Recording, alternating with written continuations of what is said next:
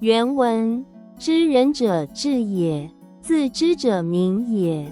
胜人者有力也，自胜者强也。知足者富也，强行者有志也。不失其所者久也，死不忘者寿也。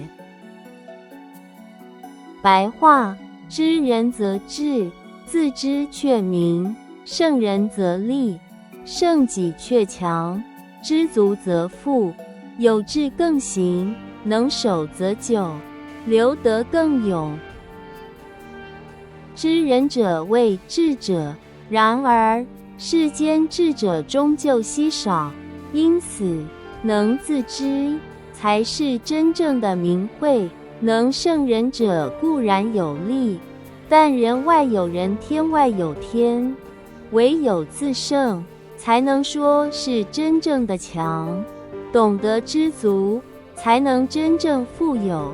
然而富有终究不如有志，唯有努力实践理想的人，才真正活得充实。能坚守本心者，或许能长保安康，但若能立德于世，流芳于后，那份精神将远胜于寿命的长短。知人者是智者，但智者却未必能真正知人，因此知人者知也，可以译作知人则智，却不宜倒过来说成智则知人。若混淆了这样的逻辑思辨，就容易陷入白马非马那样的名家诡辩。这里提到白马非马，并非真在争论白马是不是马，而是提醒我们要分清类属与条件的不同，否则一旦颠倒方向，思维就会走入误区。白马是马的一种，而知人也只是智者的一类，混为一谈，就失去了思辨的准确与深度。进一步看本文所列的8项：智、明、力、强、富、智、久、寿，都是人生所追求的目标。关键在于我们该将重点放在可控的一面，例如知足者富也。富不在于外物的多少，而在于内心是否懂得知足。只专注于自己能掌控的部分，便能自得其乐。若执着于不可控的欲望，那便是欲壑难填，再富有也只是另一种贫。寿命也不是人所能控制的事，但若能立德垂范，让精神留在人间，那便是生命更高的升华。这样的人生，即使短暂，也值得。同样的，知人不易，因他人之心难测，但自知却多半可行。只要能冷静地审视自身，便能看清自己的优与劣，接受那不完美的现实，并尽力发挥可贵的长处。如此一生，便不枉来人世一遭。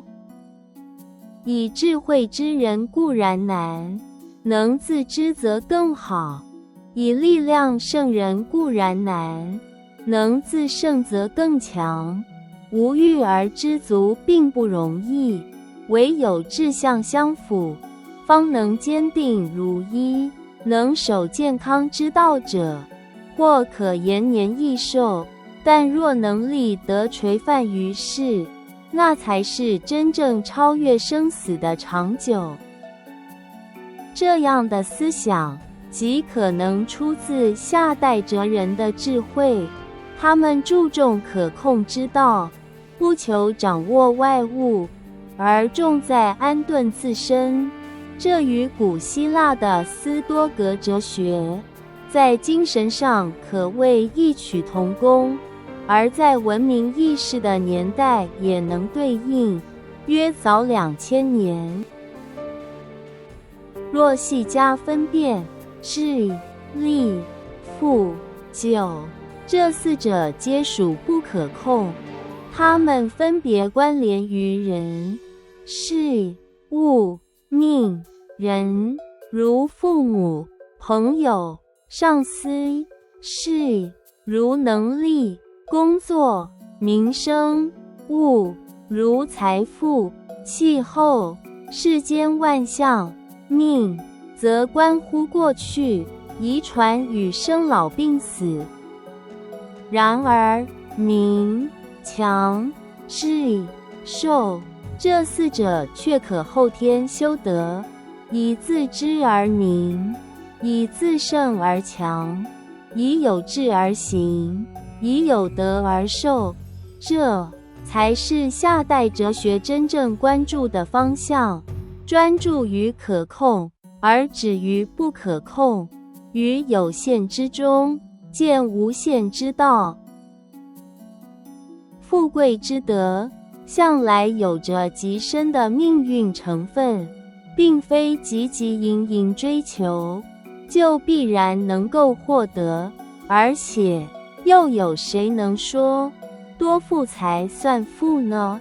欲望的深获永远填不满，唯有知足才能真正富足。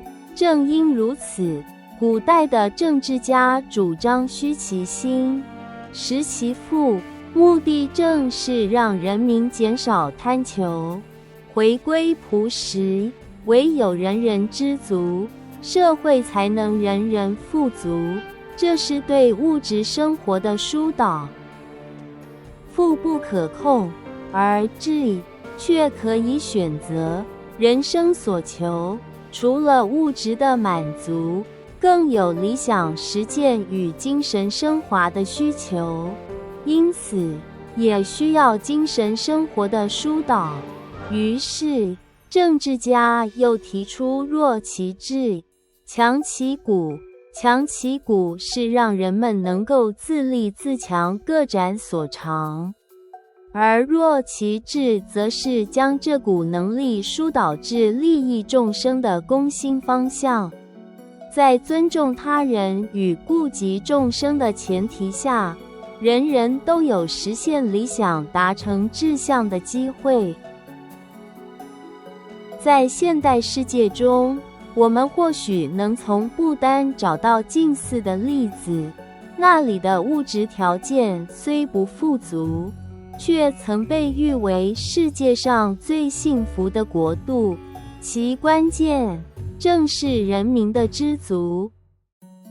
他们长期被横使民无知无欲的政策所保护，远离全球化的消费浪潮，也因此免于被欲望驱策。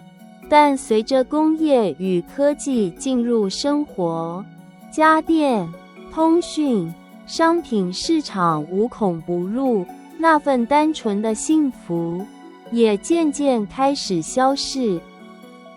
在全球化的洪流之中，想要独善其身几乎不可能，而若随波逐浪，又势必陷入无尽的追求。唯有改变经济的模式，或改变文明的意识，人类才可能脱离这场轮回。身在法治时代，亦如在教室自习的学生，个人成绩如何，全凭自己的悟性。所以，法治时代，幸福仰赖自身修为，而法治之下的暴乱灭亡，根本身不由己，又何谈真正的幸福？唯有先返回法治以上，追求幸福才不是奢望。正所谓真金不怕火炼，真理也是如此。今日不能实践的理想，未来未必不能。当今人类或许仍做不到的事情，也许能透过人工智慧传承、深化，让后世文明延续这份哲思。